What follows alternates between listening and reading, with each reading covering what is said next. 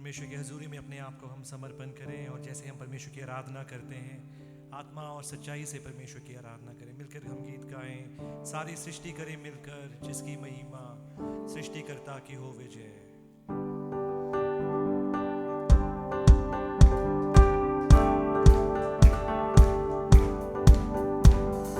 सारी सृष्टि करे मिलकर जिसकी महिमा सृष्टिकर्ता की होवे जय। सारी सृष्टि करे मिलकर जिसकी महिमा सृष्टिकर्ता की होवे जय। जब तक है मुझ में जान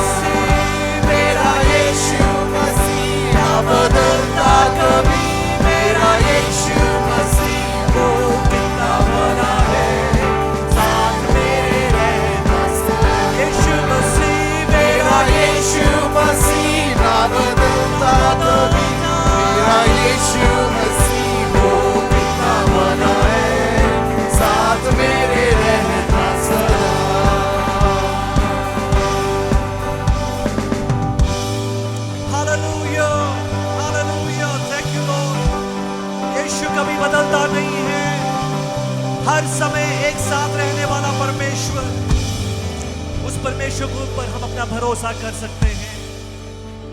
वो सर्वशक्तिमान प्रभु है, वो सर्वशक्तिमान परमेश्वर है। Hallelujah, hallelujah, hallelujah.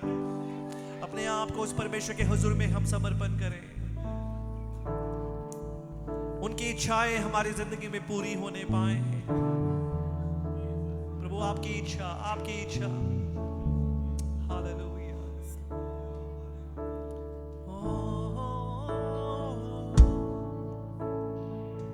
मैं जहाँ हूँ तेरी योजना है, मैं जैसा हूँ तेरी रचना, मेरा जीवन तेरे हाथों में, तेरे हाथों में।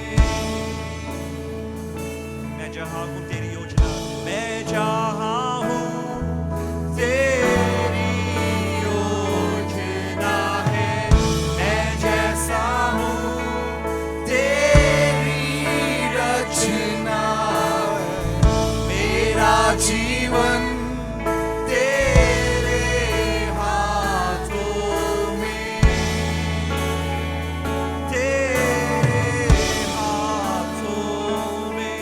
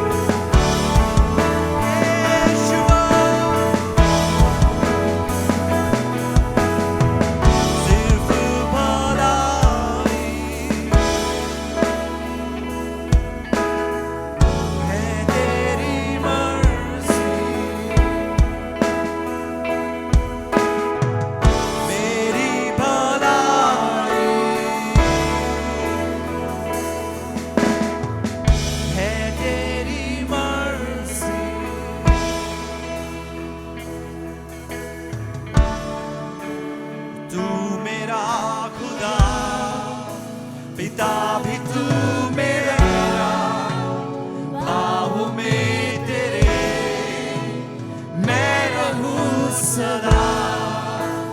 तू मेरा खुदा, पिता भी तू मेरा, बाहों में तेरे मैं रहूं सदा।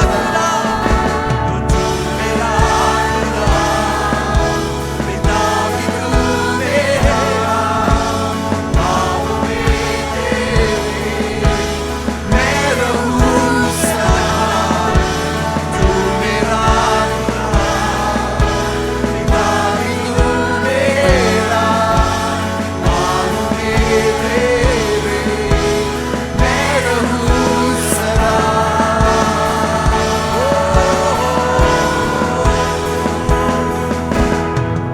तेरी मर्जी मेरे लिए हानि और नाश की नहीं। तू चाहे सिर्फ भलाई मेरे जीवन में सदा। तेरी मर्जी मेरे लिए हानि और नाश की नहीं। तू चाहे सिर्फ भलाई मेरे जीवन में सदा।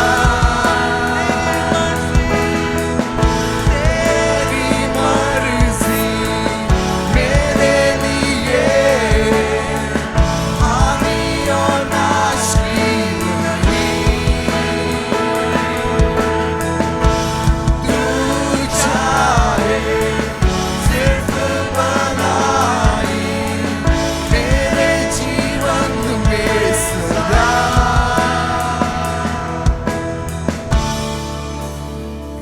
परमेश्वर की मर्जी हमारे जिंदगियों में पूरी होने पाए।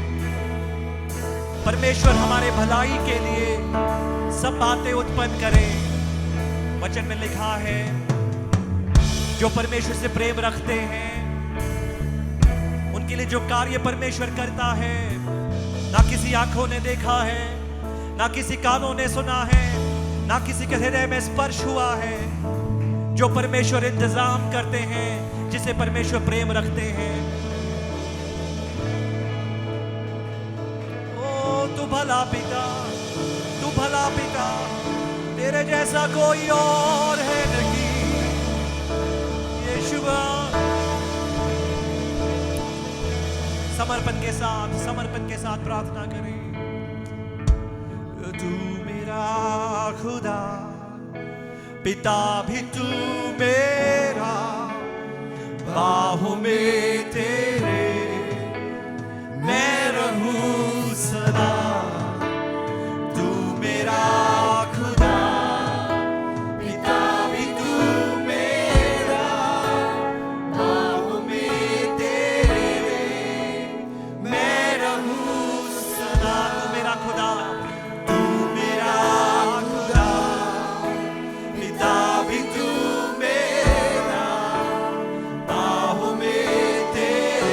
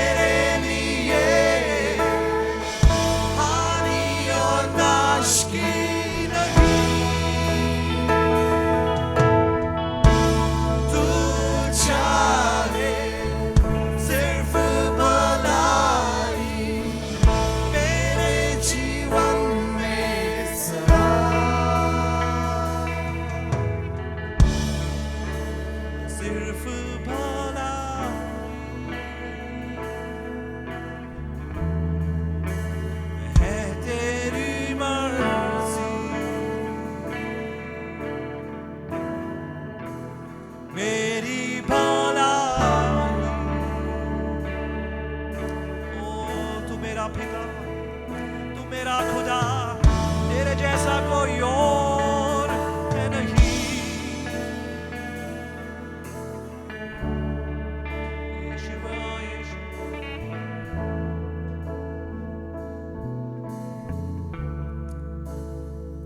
आसमानों में है स्थिर तेरा सिंहासन, पराक्रमी खुदा।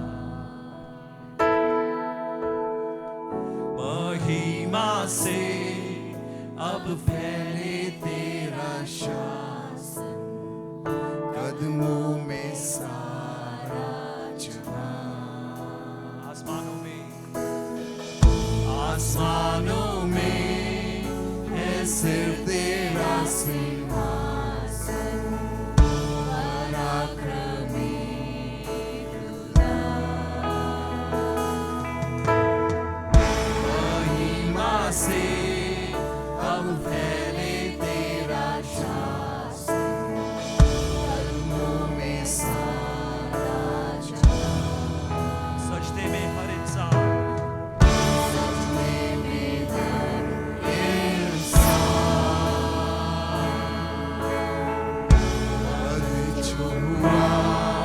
निर्दोष में मना,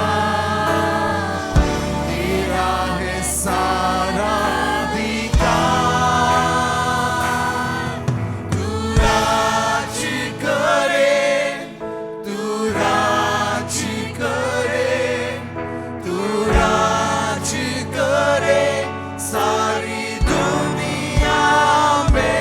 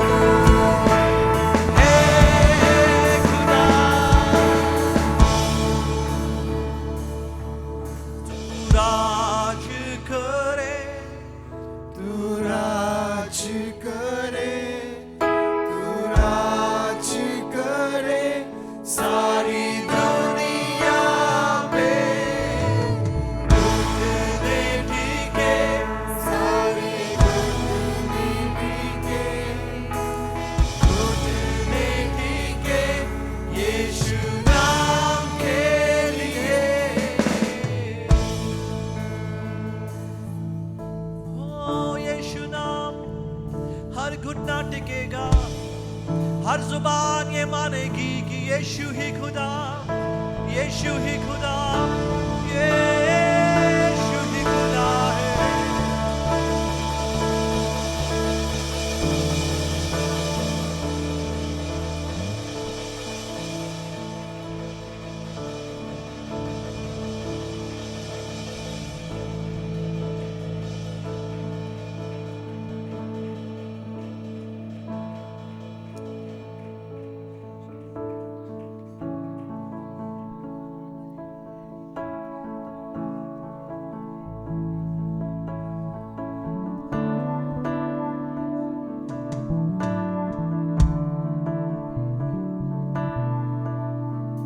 सारी सृष्टि पर तेरा अधिकार, तू राजाधिराज है प्रभु। सा है ज़मीन तुझसे आसमान, जग तू मालिक प्रभु करते हैं सजना इबादत हो तेरी सदा हजारों जुबानें गाए तेरा ही नाम दोहराए यीशु तू पवित्र है हजारों जुबानें गाए तेरा ही नाम दोहराए यीशु तू पवित्र है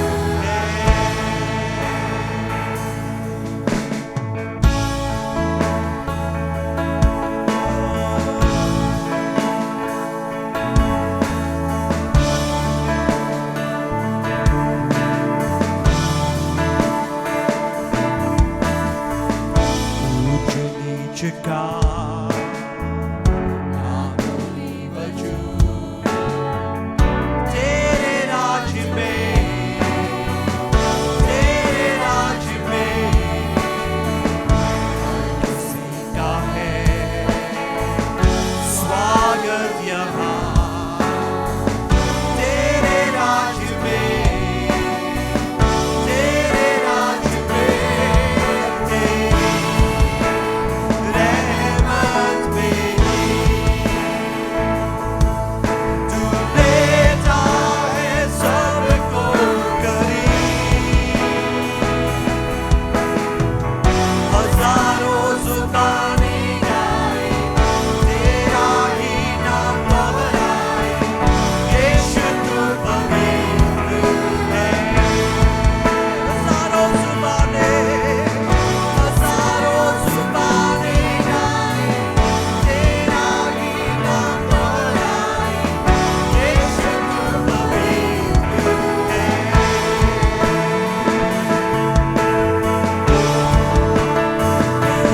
हजारों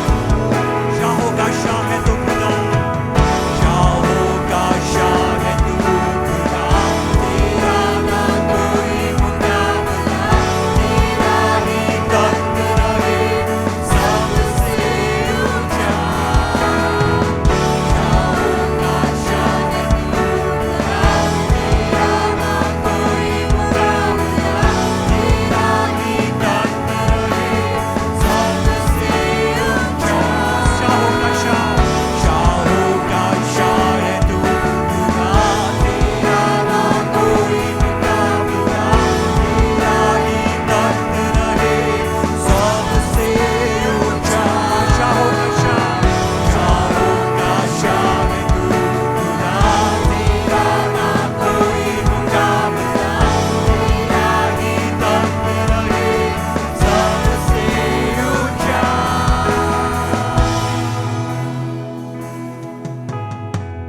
हजारों जुबानें गाए तेरा ही नाम दोहराए यीशु तू पवित्र है हजारों जुबानें गाए तेरा ही नाम दोहराए यीशु तू पवित्र है यीशु तू पवित्र है यीशु तू पवित्र है ओ तू पवित्र पवित्र यीशु तू पवित्र है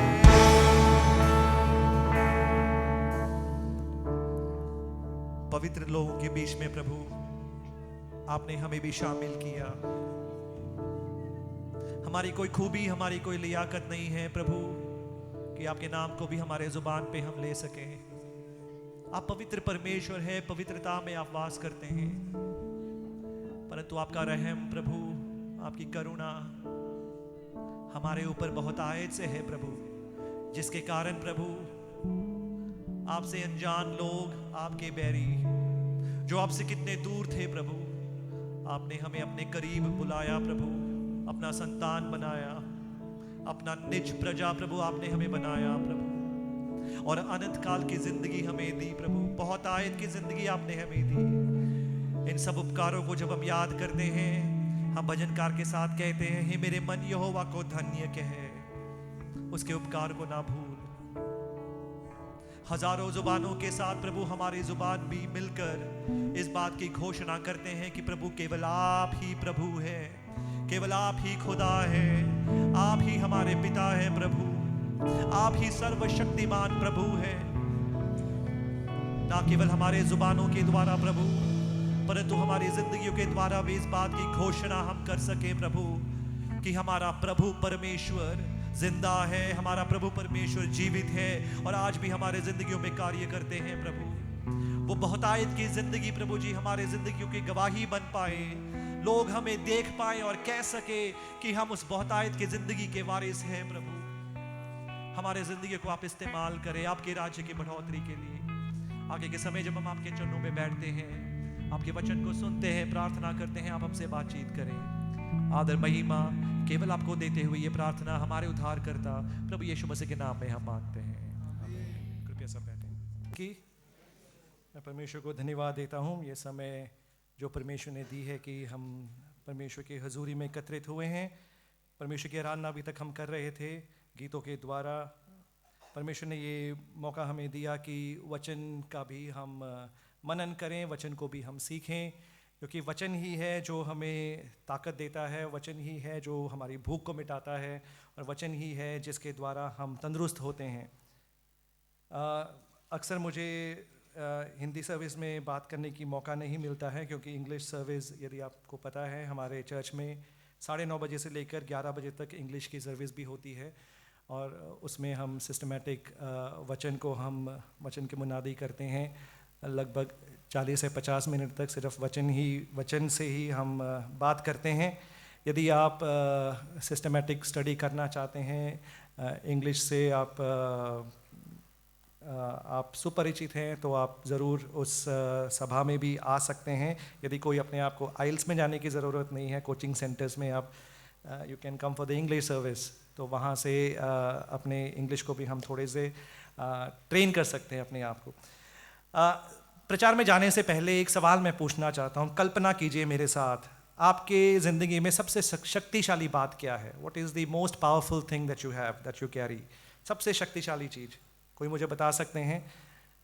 आज के संदेश में हम वार्तालाप करेंगे, we will have an interaction, बातचीत करेंगे। अब बताइए सबसे शक्तिशाली चीज़ आपको क्या लगता है? आपकी ज़िंदगी में सबसे शक्तिशाली चीज़ क्या है? आत्मिकता से हम थोड़े से बाहर आए हम प्रायोगिक ज़िंदगी के बारे अभी के लिए कुछ देर के लिए हम बात करें, हम वहाँ पे आएंगे। हाँ बताइए। थोड़ा टेंजिबल चीज़ों से, हाँ वेरी नाइस, मोबाइल। अच्छा जवाब मिला, मैं वही चाहता था। मोबाइल हमारा सबसे शक्तिशाली चीज़ नहीं है, पूरी दुनिया इसके अंदर संक्षिप्त ना है। पूरी दुनिया, आपके जो भी फोटोग्राफ्स है वो सब उसके अंदर है, जो भी आपके वॉलेट है, आपके पास पर्स नहीं है तो इसके अंदर सारा कुछ। मानो अगर फ़ोन गुम जाए ऐसा लगता है कि ज़िंदगी ख़त्म है कि नहीं? कईयों के लिए वो मोबाइल फ़ोन्स बहुत ही शक्तिशाली चीज़ है। और कोई, चलो मोबाइल्स के बारे में बात कर ली, उसके बाद what is the next thing? पैसा। ओके वेरी गुड, जितना पैसा है, पैसा ऑफ कोर्स।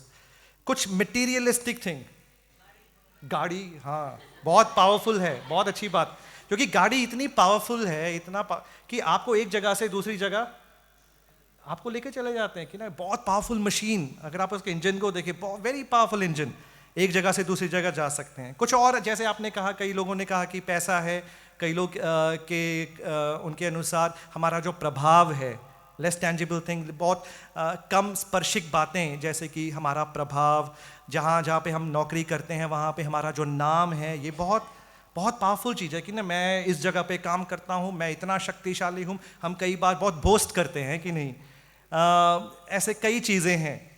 परंतु आज सुबह के समय मैं एक ऐसी चीज़ के बारे में बात करना चाहता हूँ जिसके बारे में आपने कभी अनुमान लगाया नहीं होगा कि बहुत शक्तिशाली है, वेरी पावरफुल। इसका कोई न्यू मॉडल हर साल नहीं आता है। जैसे मोबाइल के न्यू मॉडल हर साल आते हैं, इसके इंजन कभी बदलता नहीं है, इंजन एक ही है, हर समय सुबह शाम ये आपके साथ ही रहते हैं, इट इज़ विद यू, पर बहुत शक्तिशाली है, बहुत सामर्थ्य है। ये जो ऐसा चीज है वो आपके फ्यूचर को, आपके भविष्य को तय कर सकते हैं। ये एक ऐसी चीज है जो आपके हृदय को, आपके जो प्राण है, it determines the condition of your souls, आपके प्राण किस प्रकार का है। ये एक ऐसी चीज है जो आपके स्पिरिचुअल हेल्थ के बारे में बता सकते हैं। ये एक ऐसी चीज है जिसके कारण लड़ाइयाँ होती हैं और जिसके कारण लड़ाइयाँ थम जाती हैं, एक ऐसी चीज है। कृपया मेरे साथ खड़े हो जाइए, आज के इस वचन को हम देखें। हमारे लिए मैं आग्रह करूंगा, सिस्टर वंदना आप कृपया आगे आएं। याकूब की पत्री उसके 3 अध्याय पहले आयत से लेकर 12वीं आयत को हम पढ़ेंगे। याकूब की पत्री 3 अध्याय पहले आयत से लेकर 12वीं आयत तक हमारे लिए पढ़ा जाएगा। आप अपने ध्यान को इस पद्यांश पे केंद्रित करें। याकूब 3 अध्याय पहले आयत से लेकर 12वीं आयत तक। जीभ को वश में करना। हे मेरे भाइयों, तुम में से बहुत उपदेशक न बने, क्योंकि जानते हो कि हम उपदेशक और दोषी ठहरेंगे, इसलिए कि हम सब बहुत बार चूक जाते हैं। जो कोई वचन में नहीं चूकता तो सिद्ध मनुष्य है और सारी देह पर भी लगाम लगा सकता है। जब हम अपने वश में करने के लिए घोड़े को लगाम लगाते हैं तो हम अपनी सारी देह को घुमा सकते हैं। देखो, जहाज भी, यज्ञ भी ऐसे बड़े होते हैं और प्रचंड वायुओं से चलते जाते हैं, तो भी एक छोटी सी पतवार के द्वारा मांझी की इच्छा के अनुसार घुमाए जाते हैं। वैसे ही जीभ भी एक छोटा सा अंग और वह बड़ी बड़ी डींगे मारती है। देखो, थोड़ी सी आग से कितने बड़े वन में आग लग जाती है। जीभ भी एक आग है। जीभ हमारे अंगों के अधर्म का एक लोक है और सारी देह पर कलंक लगाती है और जीवन गति में आग लगा देती है और नरक कुंड की आग से जलती रहती है। क्योंकि हर प्रकार के वन, पशु, पक्षी और रेंगने वाले जंतु और जलचर तो मनुष्य जाति के वश में हो सकते हैं और हो भी गए हैं, पर जीभ को मनुष्य में से कोई वश में नहीं कर सकता है, क्योंकि वह एक ऐसी बला है जो कभी रुकती नहीं, वह प्राणनाशक विष से भरी हुई है। इसी से हम प्रभु और पिता की स्तुति करते हैं और इसी से मनुष्यों को, जो परमेश्वर के स्वरूप में उत्पन्न हुए हैं, शाप देते हैं। एक ही मुंह से धन्यवाद और शाप दोनों निकलते हैं। हे मेरे भाइयों, ऐसा नहीं होना चाहिए। क्या सोते के एक ही मुंह से मीठा और खारा जल दोनों निकलता है? हे मेरे भाइयों, क्या अंजीर के पेड़ में जैतून या दाख की लता में अंजीर लग सकते हैं? वैसे ही खारे सोते से मीठा पानी नहीं निकल सकता। पिता परमेश्वर, हमारे हृदय का मनन और मुंह के वचन आपके लिए ग्रहण योग्य होने पाए, मसीह यीशु के नाम में हम इस प्रार्थना को मांगते हैं, आमीन। कृपया अपने स्थानों में बैठें। अब आप मुझे बता सकते हैं सबसे शक्तिशाली चीज, जो बहुत शक्तिशाली, वेरी पावरफुल, और ये ऐसी चीज है जिसको इंसान कभी अपने वश में करने की कोशिश की थी, पर वश में कभी इंसान का कभी आया ही नहीं है, ये जीभ। जब मैं ये बात कर रहा हूँ, हम सब अपने जीवनों के बारे में भी हम सोचें कि ये जीभ ने हमारी ज़िंदगी में कितना तबाही मचाई है। ये जीभ के कारण कई बार हमारी ज़िंदगी में हमारा ज़िंदगी अच्छा भी हुआ है, तो उसके बारे में हम ध्यान देंगे। याकूब की पत्री एक बहुत ही प्रायोगिक पत्री है। हम अपने इंग्लिश सर्विस में याकूब की पत्री को मनन कर रहे हैं। ये एक ऐसा पत्री है जहाँ पर रोज़ की जो मसीही ज़िंदगी है उसको प्रायोगिक तरीके से कैसे जीना है, वो याकूब की पत्री में लिखा हुआ है। आप यहाँ पर प्रार्थना कैसे करना है, वचन कैसे पढ़ना है, मसीही सिद्धांतों के बारे में इस पत्री में नहीं देखते हैं, परंतु आप एक मसीही हैं तो आपकी मसीही ज़िंदगी कैसा होना चाहिए वो इस याकूब की पत्री में आप देख सकते हैं। कई विद्वानों ने कहा कि इस याकूब की पत्री बाइबल में होना ही नहीं चाहिए था, क्योंकि इसके अंदर कोई थियोलॉजी की बात है ही नहीं। और कहा कि ये तो हमारे लिए क्यों लाभदायक है, क्योंकि इसमें तो परमेश्वर वचन प्रार्थना के बारे में कुछ है ही नहीं। पर मैं कहता हूँ, मैंने जितने भी बाइबल में से जितने किताबें पढ़े उसमें से मुझे सबसे अच्छा एक किताब याकूब की पत्री लगता है, क्योंकि मेरे जो रोज़ की ज़िंदगी है, मैं अपने एक आईने की तरह है, उसको जब पढ़ते हैं तो पता चलता है कि मसीही अपनी ज़िंदगी को कैसे जीना चाहिए। आज के इस पद्यांश में तीसरे अध्याय में हम आते हैं, और तीसरे अध्याय में जब याकूब शुरू करते हैं, बहुत ही एक रुचिकर तरीके से शुरू करते हैं। जीभ जहां कहां पे ज्यादा इस्तेमाल हम करते हैं, the place where we use our tongues the most, और वहां पर वो एक रिस्पॉन्सिबिलिटी, एक उत्तरदायित्व हमारे जिंदगियों में याकूब उसके बारे में हमसे बातचीत करते हैं। अगर आप ऐसे व्यक्ति हैं कि आपने अपने जुबान को इस्तेमाल किया और उसके बाद आप रिग्रेट कर रहे हैं कि अरे मैंने अपने जुबान को इस प्रकार चलाना नहीं चाहिए था, यदि किसी और के जुबान से यदि आप शोकित हैं, खेदित हैं, दुखी हैं, यदि आप ऐसे हैं कि आप कहते हैं तो सिर्फ जुबान ही है, सिर्फ शब्द ही है, एक बार निकल जाए तो निकल गया, अब मुझे कोई फर्क नहीं पड़ता, यदि आप इस विचार में भी है तो आज का ये प्रचार आपके लिए है और मेरे लिए, हम सब के लिए है।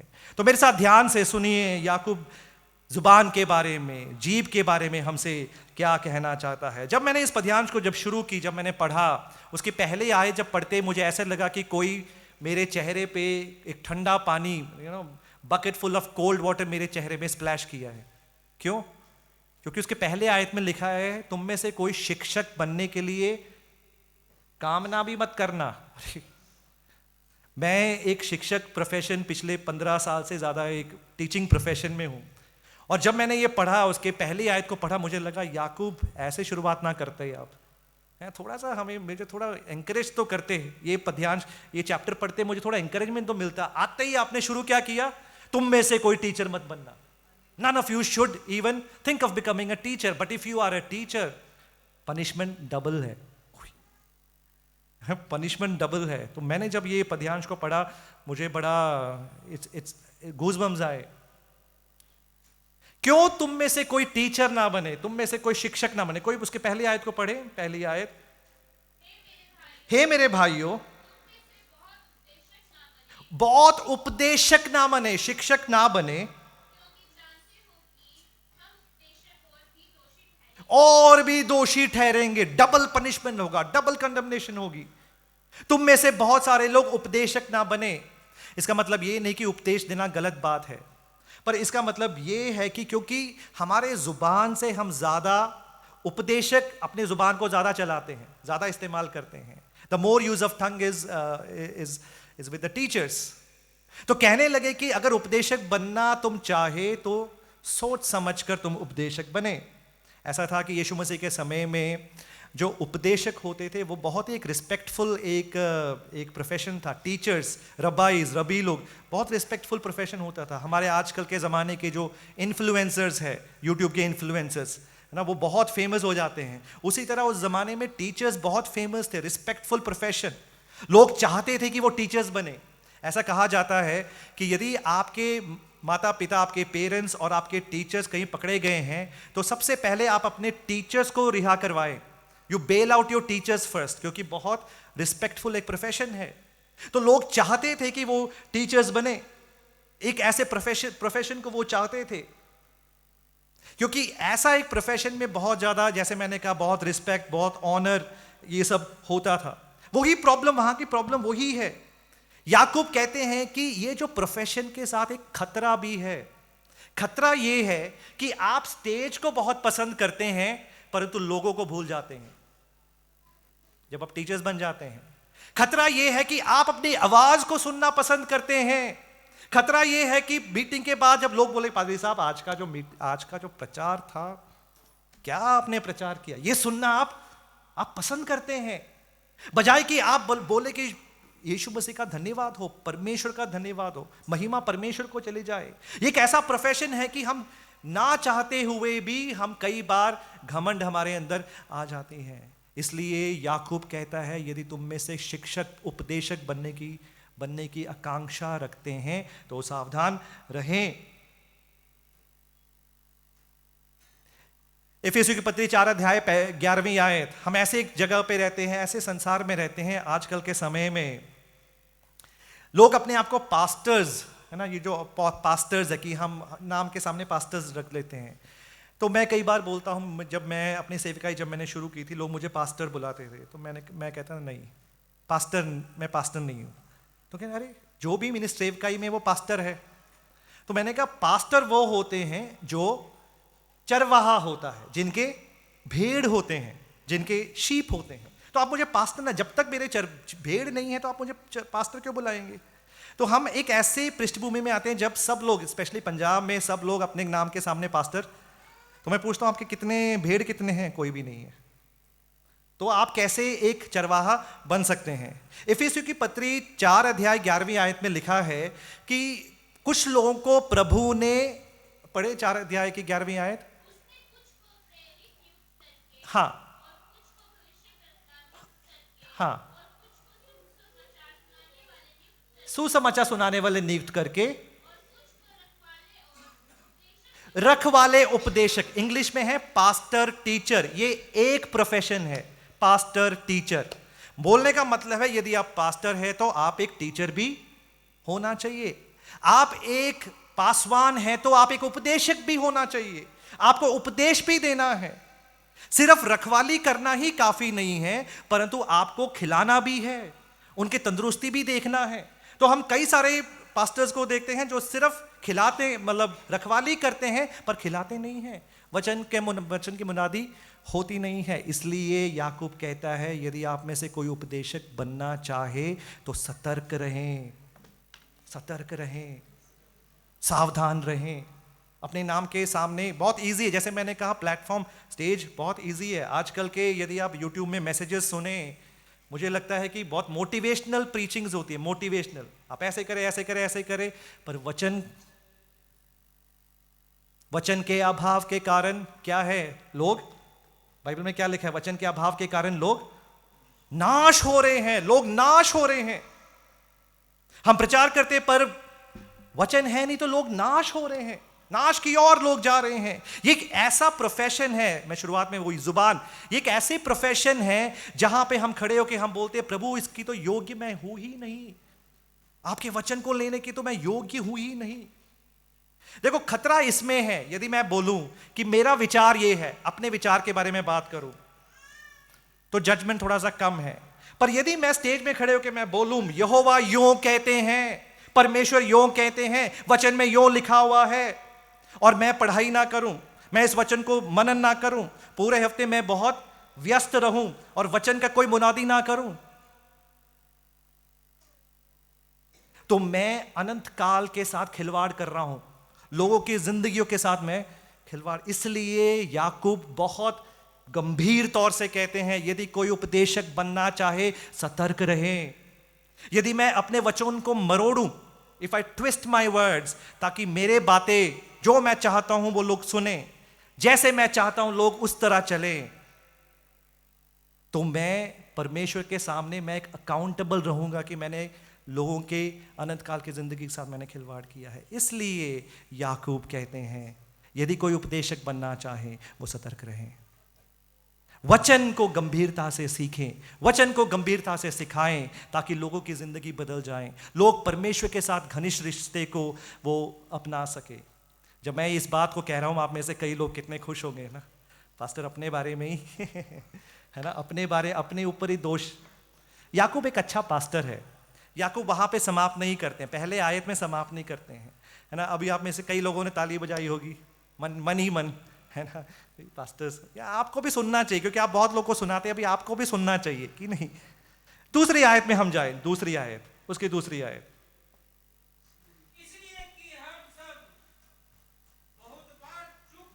हाँ, इसलिए कि कौन? पास्टर्स लिखा है वहां पर, शिक्षक लिखे हैं, वहां पे लिखा है कि इसलिए कि हम सब चूक जाते हैं, हम सब गिर जाते हैं, हम सब में कमियां हैं, केवल पास्टरों में नहीं, केवल वो विश्वासी में नहीं, केवल वो डीकन्स में नहीं, वो नया विश्वासी जो विश्वास में आ जाते हैं वो भी चूक जाता है, वो कई सालों से, सैकड़ों सालों से जो विश्वास में है वो भी चूक जाते हैं, जो उपदेशक है वो भी चूक जाते हैं, सब लोग चूक जाते हैं, हम सब चूक जाते हैं। We all stumble in many ways. हमारे जिंदगी की एक ट्रू एस्टिमेशन यही है कि हम चूक जाते हैं, कहीं ना कहीं गिर जाते हैं। याकूब एक टेस्ट, एक ब्लड टेस्ट की तरह एक टेस्ट ले रहे हैं और कहते हैं, आगे पढ़ें, ब्लड टेस्ट लिया और उसका रिपोर्ट क्या है? हाँ, वो सिद्ध जो अपने जुबान में नहीं चूकता है। इंग्लिश में लिखा है, इंग्लिश को भी पढ़े, इंग्लिश में versus 2, if anyone does not stumble in what he says, जो अपने जुबान में चूकता नहीं है वो क्या है? वो सिद्ध व्यक्ति है। अब आप मुझे बताएं, आप में से, हम में से कितने लोग सिद्ध हैं जो जुबान पे कभी चूकता नहीं है? हमारा ट्रू एस्टिमेशन क्या है कि हम सब लोग पापी हैं, हमें परमेश्वर की जरूरत है। यहां पर सिद्ध का मतलब यह नहीं कि पाप रहित परफेक्शन, पाप रहित सिद्धता। यहां पे सिद्ध का मतलब है कि आप परिपक्व हो जाते हैं। जो वचन में चूकता नहीं है, जुबान पे चूकता नहीं है, वो परिपक्व हो जाता है। प्रभु हमसे यही चाहते हैं कि हम अपने जिंदगी में, आत्मिक जिंदगी में परिपक्वता हम प्राप्त करें।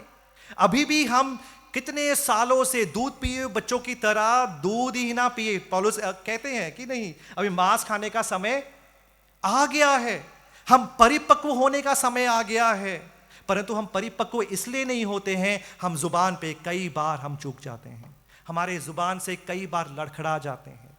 और इसलिए याकूब एक टेस्ट ले रहे हैं। इस पूरे अध्याय में मैं जल्दी आपके साथ इसके बारे में बात करूंगा। याकूब हमें 3 टूर दिखाते हैं, 3 जगह पे हमें लेके जाते हैं।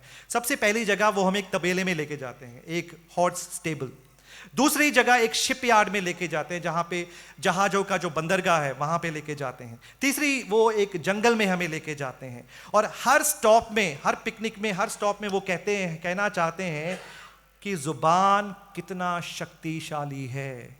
ये जो छोटा सा एक मांस का टुकड़ा है जो हमारे मुंह के अंदर है, ये बहुत ही शक्तिशाली है कर याकूब हमें साबित करवाना चाहते हैं। He wants to tell us, he wants to prove to us how dangerous this 3-inch piece of flesh in our mouth is. तो ब्लड टेस्ट लिया हमने, उसका रिपोर्ट आया। रिपोर्ट ये है कि हम सब लोग हालत ठीक नहीं है। रिपोर्ट ये है कि हम सब लोग बीमार हैं, हम सब लोग चूक जाते हैं। तो उसको समझाने के लिए आप मेरे साथ पढ़ें उसके तीसरी आयत। हम अपना पहला टूर करें। पहला टूर वो लेके जाते हैं हम एक तबेले में।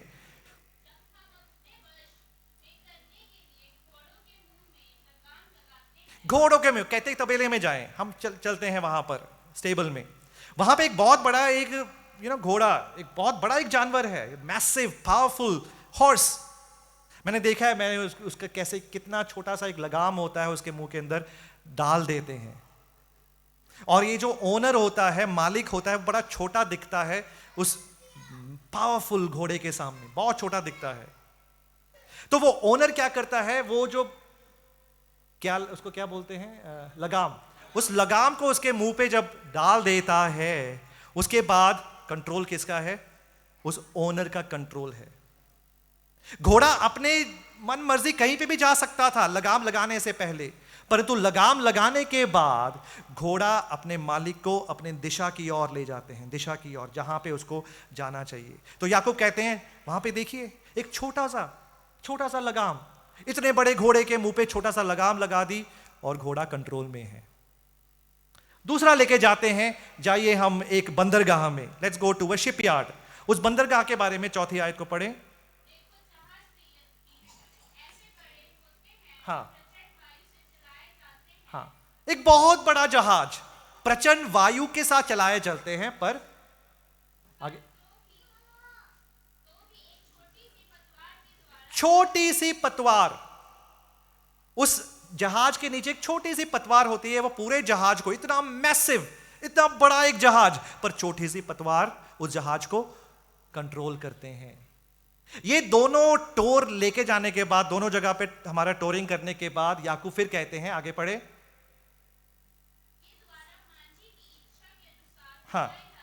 हाँ, वैसे ही जीभ, हाँ, एक छोटा सा अंग है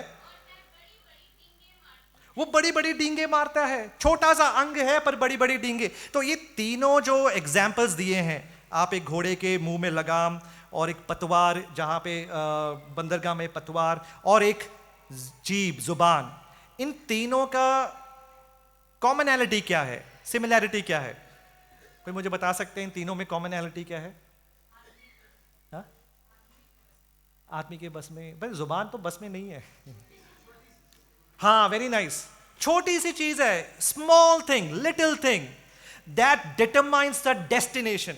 एक छोटी सी बात आपके जीवन के जो लक्ष्य है उसको तय करते। छोटी सी बात, लगाम, वो जो पतवार और जुबान।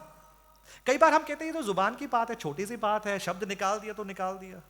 कई बार कहते हैं कि हमारी जिंदगी के जो जिंदगी को तय करने वाली जो बातें हैं वो जिंदगी के बड़े बड़े निर्णय थे। Our life was determined by those big decisions that we made in life. For an example, हम कहते हैं कि क्योंकि मेरी शादी इस लड़की से हुई, क्योंकि मैं इस चर्च में जाता हूं, क्योंकि मैंने ऐसा काम किया तो मेरी जिंदगी बन गई। पर हम इस बात को भूल जाते हैं, ये निर्णय लेने के पीछे कितने हजारों बार अपने जुबानों को चलाया होगा कि नहीं? जुबान चलने के कारण वो निर्णय लेते हैं, वो निर्णय ने आपकी जिंदगी को बनाया। फॉर एन एग्जाम्पल, जब आपने यीशु मसीह को अपनाया, आपने जुबान इस्तेमाल किया और एक बात कहा, यीशु मसीह आप मेरे, आपकी जिंदगी तय होगी, अनंत काल की जिंदगी आपको जुबान। आपने ये नहीं कहा कि, पर हमने जुबान इस्तेमाल की, हमने कहा यीशु आप मेरे उद्धारकर्ता हैं, जिंदगी तय होगी। शादी के समय में आपने एक दूसरे को देख के नहीं कहा, जुबान। 50 साल की शादी, मेरे पिताजी के कम से 50 साल की शादी होने वाली है, 50 साल तक जुबान ने उस 50 साल की शादी को जोड़ के रखा, जुबान ने, जुबान। तो जुबान है कि जो हमारे जिंदगी को तय करते हैं। जुबान, our tongue determines the destiny of our course of our life. जिस प्रकार एक पतवार एक जहाज को, जिस प्रकार एक लगाम एक घोड़े को डेस्टिनेशन के लिए तय करते हैं। कई बार एक व्यक्ति आकर अगर आपको इंकरेज करते हैं, मेरी जिंदगी में कई बार ऐसे हुआ है, जब मैं बहुत निराशा में होता हूं, कोई व्यक्ति एक प्रोत्साहन की बात अपने जुबान से जब मुझे बता देते हैं, लाइफ बन जाती है। It sets the life. पर उसकी दूसरी ओर छोटी छोटी बातें, जुबान के द्वारा छोटी छोटी बातें जो हम करते हैं, जिसके द्वारा कितने रिश्ते टूट जाते, जुबान के कारण, जुबान के कारण। तो यहां पे याकूब हमसे कहना चाहते हैं कि ये जुबान, ये शब्द केवल शब्द नहीं है, ये शब्द, ये जुबान बहुत ही शक्तिशाली है, हमारे जिंदगी को तय कर सकती हैं। This is so powerful that it can determine where we are going into. जब आप इस जुबान का इस्तेमाल करें, आप केवल ये ना कहें कि ये तो शब्द ही था, शब्द मैंने निकाल दिया, शब्द चले गया, खत्म, अब मेरी उनके साथ कुछ लेना नहीं। जब अगली बार जब आपके जुबान से जब आप शब्द निकालते हैं, आपको ये बात पूछने की जरूरत है कि मेरा जुबान मुझे कौन सी दिशा में लेके जा रहा है। Where is my tongue steering me into? क्या शांतिपूर्वक मसीही जिंदगी की ओर मेरी यात्रा मुझे लेके जा रही मेरा जुबान, कि क्या मेरे जुबान कड़वाहट, ईर्ष्य, लड़ाई झगड़े की ओर मेरी जिंदगी को लेके जा रहे हैं? मेरी जुबान मेरे परिवार को कहां की ओर लेके जा रहे हैं? मेरे जुबान के कारण क्या मैं अपने घर पे एक शांति, एक सेफ एनवायरनमेंट को मैं बना रहा हूं, या फिर मेरे जुबान के कारण लोग एक ऐसे कवच पहने हुए हैं कि अगले क्रिटिसिज्म कब होगा? They are protecting themselves from the next attack that you're attacking them with your tongue. मेरे जुबान के कारण मेरे कलीसिया को मैं कहां लेके जा रहा हूं? कलीसिया का मुकाम यह है कि हम एक हो, मसीह में एक हो। क्या मेरे जुबान के कारण कलीसिया वो एकताई को पा रहे हैं कि मेरे जुबान के कारण कलीसिया दो भाग में हो रही है? अगली बार हमारे जुबान से हम जब शब्द को निकालते हैं, इस बात को ध्यान दें कि जुबान और शब्द केवल शब्द नहीं है, एक शक्तिशाली एक मेंबर है। कई बार हम सोचते हैं कि इस जुबान को मैं कैसे लगाम लगाऊं, और हम बहुत कोशिश करते हैं इस जुबान को लगाम लगाएं, परंतु कई बार लगता नहीं। कारण पता क्या है? आप कोशिश करेंगे सोमवार को जुबान पे लगाम लगाए, नेक्स्ट ट्यूसडे को जुबान पे लगाम लगाए, पर जब बुधवार आ जाती है आप हार जाते हैं, थक जाते हैं, आप कहते हैं मैं थक गया हूं। कारण क्या है? क्योंकि आपका जो कंट्रोल है, जो पायलट सीट है, उसमें आप बैठे हुए हैं। आप अपने पायलट सीट को उस परमेश्वर को दे जिन्होंने आंधी को थामा, जो जानता है कि कैसे नाव को आगे बढ़ाना है। जब आप पायलट सीट उस परमेश्वर को देते हैं, वो आपको मदद करते हैं, वो आपको हेल्प करते हैं कि जुबान पे कैसे लगाम लगाना है। हमारे बल में, हमारे कोशिशों से कई बार हम लगा नहीं पाते हैं अपने जुबान पे लगाम। अभी तक तो हमने कहा कि ये जुबान के द्वारा हमारे जीवनों में दिशा मिल जाती है, पर अब सोचे अगर ये पतवार टूट जाता है, अगर ये लगाम निकल जाती है, तो फिर क्या होगा? कभी हमने सोचा है? उससे तबाही मचेगी कि नहीं? सोच के देखें, एक ऐसा, मैं कई बार कहता हूं, वचन में भी लिखा है कि हमारे अंदर ऐसा पेशेंस होना चाहिए। पेशेंस को इस प्रकार दिखाया है जिस प्रकार एक जानवर को आप लगाम लगाकर उसको कंट्रोल करते हैं। पेशेंस का मतलब यही है, मेरे अंदर बहुत सामर्थ है, मैं बहुत शक्तिशाली हूं, मैं बहुत कुछ कर सकता हूं, पर पेशेंस है कि मैंने अपने जुबान पे लगाम लगा लिया है। अब मेरा मालिक प्रभु है, अब मेरा मालिक प्रभु है। पर सोच के देखे कि ये लगाम निकाल दिया, लगाम है ही नहीं, तो जो ये जानवर कैसा होगा, ये घोड़ा कैसा होगा? ये जंगली घोड़ा बन जाएगा। कहीं पे भी आपने देखा होगा, स्पेशली केरला में, जब जो हाथी है, हाथी का एक फेस्टिवल होता है, पर कई बार देखे कि हाथी अपने कंट्रोल से बाहर हो जाते हैं और उसके बाद पूरी जगह पे तबाही मचा देते हैं, कंट्रोल में नहीं रहते हैं। इसी तरह जब जुबान कंट्रोल में नहीं होता है तो क्या होता है कर कर हमें याकूब आगे बताना चाहते हैं। आगे पढ़े, उसके आगे अब हम देखेंगे इसके जो ये जुबान से दुर्घटना क्या होती है। आगे पढ़े, थोड़ी सी आग, तो याकूब हमें तीसरा टोर लेके जा रहे हैं, कहते हैं चलो जंगल में चलते हैं। देखो इतना बड़ा एक आग लगा, ये ऐसे तो नहीं था कि ऊपर से बोला कि बड़ा आग लग जाए और आग लगी। शुरुआत कहां से हुई? ये छोटे से स्पार्क, छोटा सा स्पार्क। पिछले दिनों मेरे घर के जो बगल में है, वहां पे एक गाड़ी में आग लग गई, पूरी गाड़ी जल गई, एंटायर व्हीकल। तो कोशिश, जो पता करने की कोशिश की, हुआ क्या था? हुआ ये था कि एक फॉल्टी वायर, एक छोटे से वायर जो उन्होंने बाहर से लगवाया था, कोई म्यूजिक सिस्टम, वो छोटे से वायर ने पूरी गाड़ी को, लगभग अगर मेरे अनुमान है तो लगभग 50 लाख की गाड़ी है, 10 रुपए के वायर ने 50 लाख की गाड़ी को खत्म कर दी। कहने टूर में चलते हैं, हम देखते हैं कि एक छोटी सी आग, स्पार्क के कारण क्या होता। आगे पढ़े,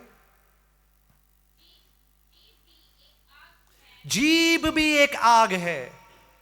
आगे, हाँ, उसके बाद इस आग को एक्सप्लेन करने की कोशिश करते हैं। ये आग है क्या, ये जीभ है क्या? पहली बात है, ये जीभ क्या है?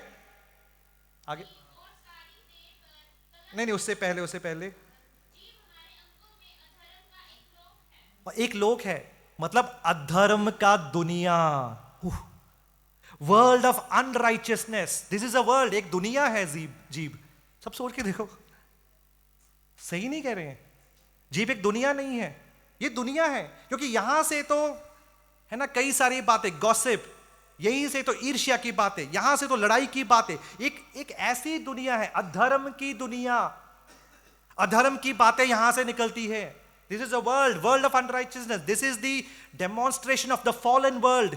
एक ऐसी दुनिया जो गिरी है, इंसान ने पाप किया, आदम ने पाप किया, जिसके कारण दुनिया में पाप फैलता गया, और उस पाप में मैं और आप भी शामिल हैं, हम सबके जुबान भी शामिल है। It's a world of unrighteousness. आगे पढ़ें, सारी देह के जो दिशा को तय कर देती हैं, ये जीभ के कारण सारी देह पे कलंक लगा लेते हैं, सारी देह पे।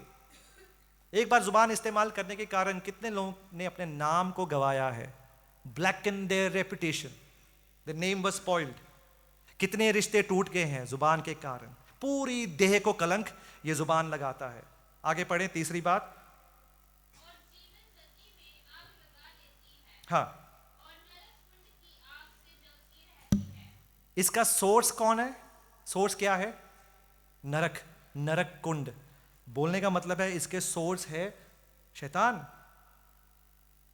तो जीभ में से, जुबान में से, देखो अगर लगाम ना हो, जुबान में पतवार ना हो, तो उसका सोर्स है शैतान। और हम शैतान को अनुमति देते कि हमारे जुबान के द्वारा कितने सारे विनाशक काम हम करें। अधोलोक की एक दुनिया है। तो याकूब कहते हैं कि एक आत्मिक परिपक्वता के लिए उसका जो चेक ऐसा नहीं है कि हम कितने बार बाइबल पढ़े हैं। यदि हम सबसे सवाल पूछे कितने बार बाइबल पढ़े, हम बोलेंगे हम बाइबल रोज पढ़ते हैं। कितनी प्रार्थनाएं करते हैं, हम घमंड के साथ कह सकते हैं कितनी प्रार्थनाएं करते हैं। हम कह सकते हैं हम 2-2, 3-3 घंटे प्रार्थना, सुबह शाम हम प्रार्थना करते हैं। जब हम डॉक्टर के पास जाते हैं, सबसे पहले डॉक्टर हमारी बीमारी को चेक करने के लिए सबसे पहले क्या कहते हैं? अपने जीभ बाहर निकालिए, अपने जीभ बाहर निकालिए। तो डॉक्टर जीभ को चेक कर कर बोलते हैं कि आपके पास आपकी बीमारियां क्या क्या है, सिर्फ जीभ को देखकर। प्रभु भी यही करते हैं। प्रभु कहते हैं अपने जीभ को बाहर निकालिए। मैं बता सकता हूं कि आप कितने आत्मिकता में परिपक्व हैं, कि आत्मिकता में अभी भी आप शिशु हैं। हमारे जुबान को हम किस प्रकार इस्तेमाल करते हैं, वहां से हमारी आत्मिकता में जो हमारी तंदुरुस्ती है, the spiritual health is known by the way we use our tongue. तो याकूब कहते हैं अपने जुबान को इस्तेमाल करके आप दूसरों को बता सकते। हमारे जो इंडियन कॉन्टेक्स्ट में ये बात बहुत आसान है। फॉर एग्जांपल, आप जब शादियों में जाते हैं, एक उदाहरण मैं देता हूँ। आप कोई एक व्यक्ति को शादी में गए और वहाँ पे साइड में शादी टी स्टॉल्स रहती हैं। तो उसमें टी स्टॉल से एक आंटी जी चाय पी रही थी। तो किसी ने कहा कि देखो जो प्रिया का बेटा है ना, प्रिया जो सिस्टर प्रिया है, उनका बेटा जो बैंगलोर में जा रहा है। तो साइड में दूसरी एक लेडी थी, उन्होंने कहा आपको पता है बैंगलोर में क्यों जा रहा है? क्योंकि एक लड़की वहाँ पे रहती है, इस कारण वो बैंगलोर, लड़की रहती है, उसको मिलने के लिए बैंगलोर में जा रहा है। वही रीज़न है कि वो बैंगलोर में जा रहा है।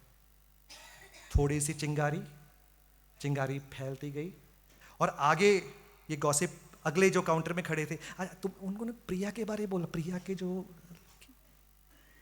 बैंगलोर में, पता है उसने धर्म भी चेंज कर दिया, मजहब भी चेंज कर दी, और सुनने में आया कि जॉब भी छोड़ रहा है और नया वहाँ पे कुछ और एक टैटू शॉप खोला उसने। तब तक प्रिया की मम्मी को ये बात पता चला और प्रिया की मम्मी वहाँ पे बेहोश हो गई।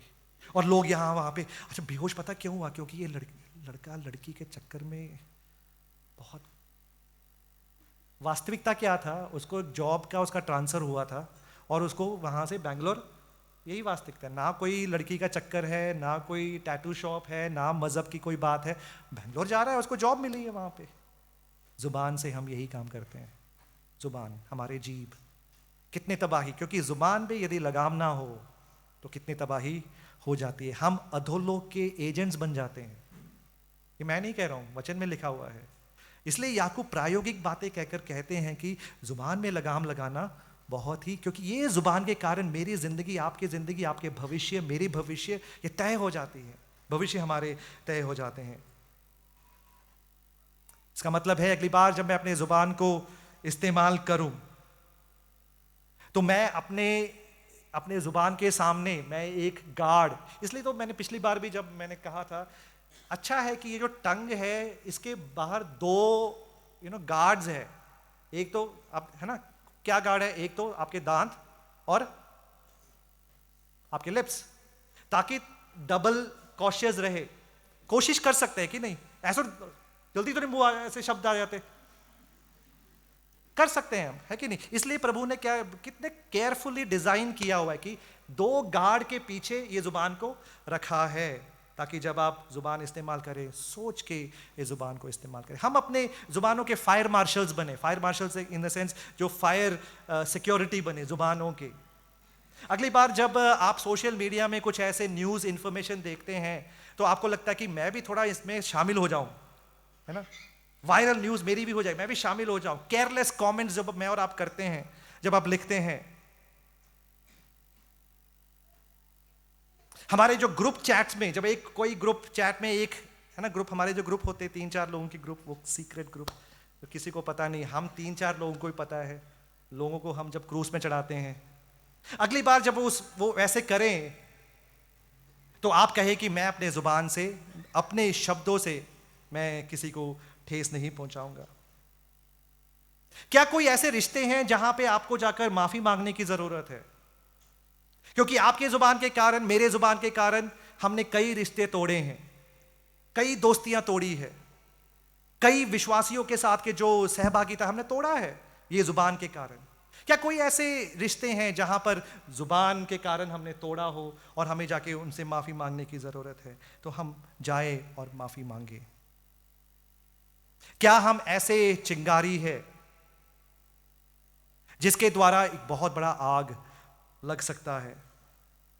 देखो, ऐसा है कि जब हम एक गॉसिप को सुने, वो एक ऑक्सीजन की तरह है। सिर्फ सुनना ऑक्सीजन की तरह है जो आग, बहुत बड़ी आग फैला सकते हैं। सुनना ही।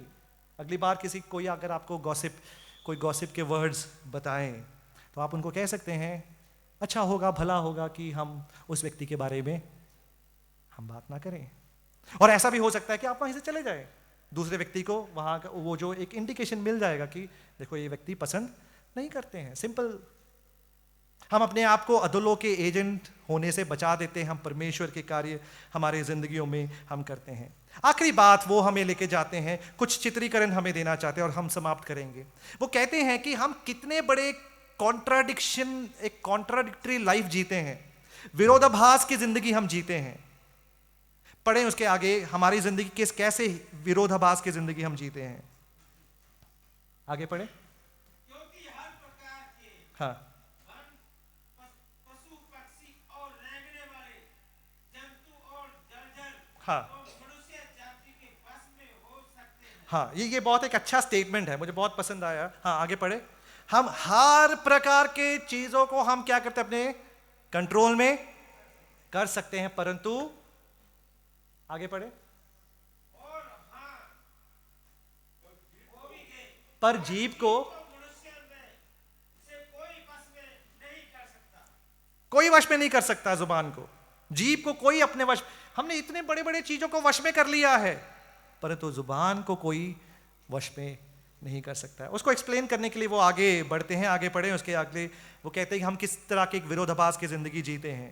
आगे पढ़े। वह एक ऐसी बला है हाँ, वो एक ऐसी बला है जो कभी रुकती ही नहीं। हाँ, वह प्राण नाशक विष से हाँ, भरी हुई है। हाँ, आगे। इसी से हम प्रभु और पिता की हाँ, स्तुति करते हैं हाँ, आगे। और इसी से मनुष्य की जो परमेश्वर के स्वरूप में उत्पन्न हुए हाँ, हैं शाप देते हैं। अब कितने विरोधाभास की जिंदगी जीते हैं हम। इतवार को, संडे को आकर, है ना, हर जुबाने गाए यीशु तू पवित्र है, यीशु तू पवित्र है, और यहां से हम बाहर निकलते ही उसी जुबान से यीशु की बनाए हुए सृष्टि को हम कोसते हैं।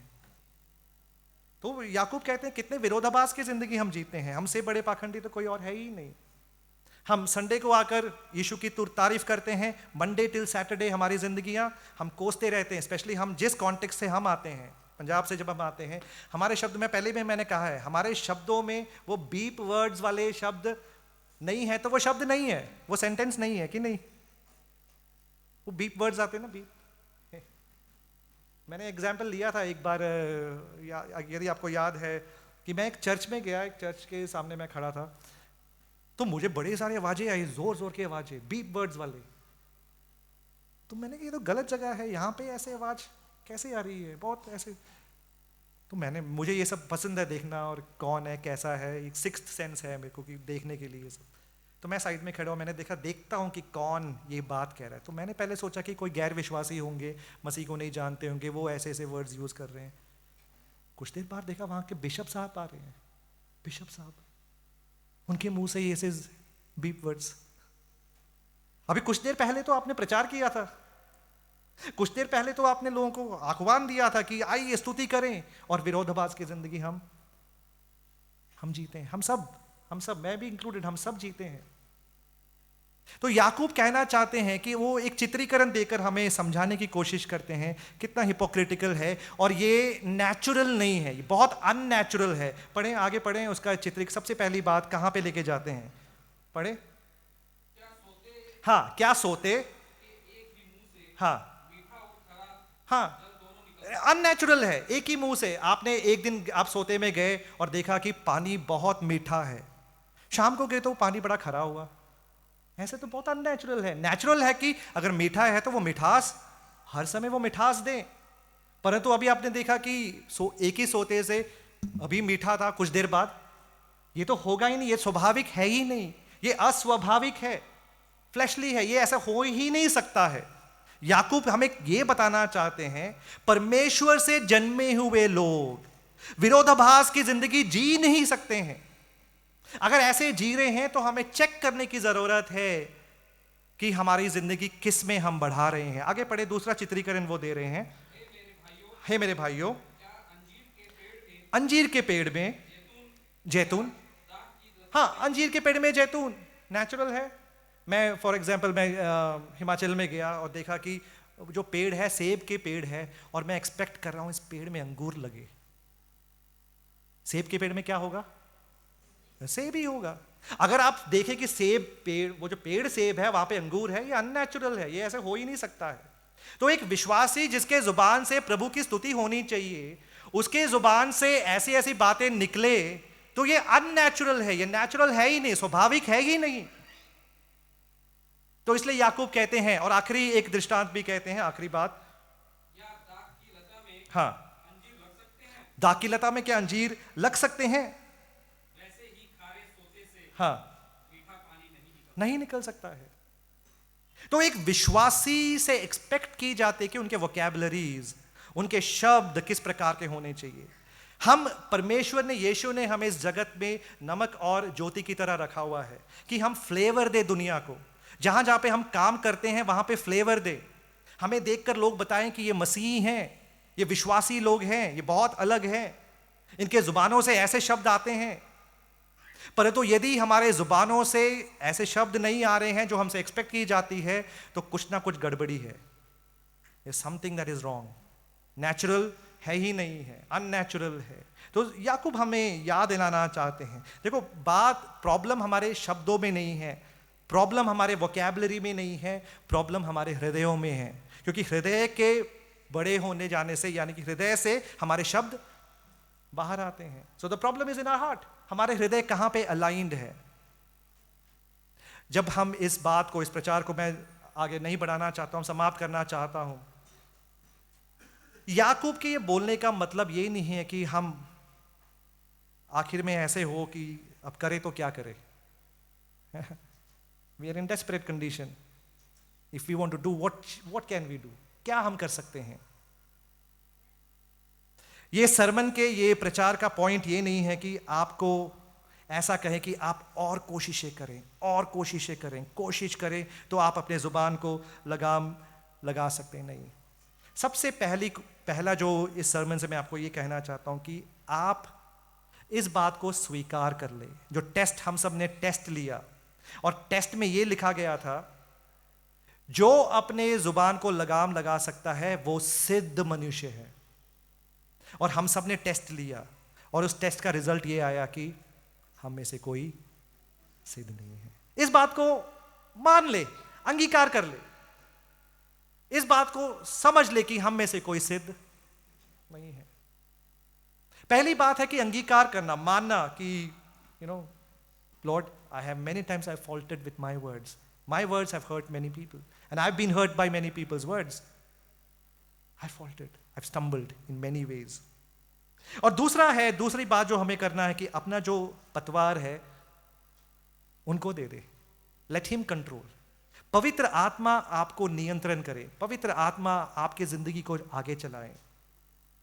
अगली बार जब आप उस बड़े भयंकर मीटिंग में हैं और खून गर्म है, उस मीटिंग में सबके खून गर्म है और आपका भी जुबान है ना, टेम्पटेशन हो रहा है, मुंह खुला हुआ है, कुछ बोले, वो तीर आगे छोड़े, आप प्रार्थना करें, पवित्र आत्मा से कहें, पवित्र आत्मा मेरे शब्द, जो मैं शब्द आगे जो बताना जा रहा हूं, ये शब्द आपसे नियंत्रित हो, आपके द्वारा नियंत्रित हो। आप एक बार करके देखिए। कई बार मैंने जैसे कहा कि मैं कैसे टीचिंग प्रोफेशन से हूँ, तो कई बार आपको कई सारे स्टूडेंट्स को डील करना पड़ता है, स्टूडेंट्स को हैंडल करना पड़ता है, और स्पेशली वो एज ग्रुप ऐसा एज ग्रुप है कि बहुत है ना, 18+ एज ग्रुप, छोटे बच्चे नहीं कि आसान है कि जो हम बोलेंगे नहीं, you have to be very careful. आपके जो शब्द हैं आपको केयरफुली बोलना पड़ता है कि आपके शब्द से बहुत कुछ हो सकता है। तो कई बार ऐसे होता है कि जब बच्चे जब गलत काम करते हैं बहुत, और जुबान ऐसा टेम्प्ट होता है कि उनको ऐसा सबक सिखाएं कि ऐसी बात करे कि वो डाउन ही हो जाए, उनको खत्म कर दे। शब्दों से हम खत्म कर सकते हैं लोगों को कि नहीं, है ना, वो खत्म हो सकते हैं। आपको बुलेट की जरूरत नहीं है, पिस्टल की जरूरत नहीं, शब्द ऐसे तीखे शब्द हो जिसके द्वारा वो खत्म हो सकते हैं। पर कई बार क्या, बहुत तेरे बार जब जुबान से वो शब्द निकलती है उससे पहले मैं एक दुआ करता हूं, प्रभु ये जो शब्द मैं निकाल रहा हूं ये इस बच्चे को खत्म ना करें, उसको बढ़ाएं, इस्तेमाल करें अपनी जिंदगी, प्रायोगिक जिंदगी। प्रभु चाहते हैं कि हमारी जिंदगी, हम एक ऐसी गवाही बने कि लोग हमसे स्वाद चखें, कहें कि ये मसीही लोग हैं। ऐसी जिंदगी हमें भी जीना चाहिए। लोग कभी ऐसे ना बोले कि अरे उन जैसे मसीह तो हम बनना ही नहीं चाहते हैं, ऐसे कौम को तो हम वहां पे जाना ही नहीं चाहते हैं, ऐसे विश्वास को अपनाना ही नहीं चाहते हैं, पर ऐसे कहें कि उन जैसे हम बनना चाहते हैं, क्योंकि ये स्वाद दुनिया को देते हैं। और तीसरी बात है, अपने जुबान में एक फायर मार्शल, जैसे मैंने कहा फायर मार्शल आप बने। एक प्रैक्टिकल प्रायोगिक एक हेल्प गाइड मैं आपको बताना चाहता हूं। आप ये कहें कि यदि यीशु मसीह इस कॉन्वर्जेशन में होते तो क्या मैं ये शब्द निकालता? यदि यीशु मसीह इस सिचुएशन में होते क्या मैं ऐसे शब्द अपने मुंह से मैं निकालता? क्या मैं, कई बार मैं भी बहुत ज्यादा परीक्षा में पड़ जाता हूं, स्पेशली आप पंजाब मोहाली में गाड़ी चला रहे हो, है कि नहीं, है ना? इसलिए कई बार, आई थिंक पिछली बार मैंने इंग्लिश सर्विस में कहा था कि मैंने अपनी गाड़ी के ऊपर क्रॉस नहीं लगाया है।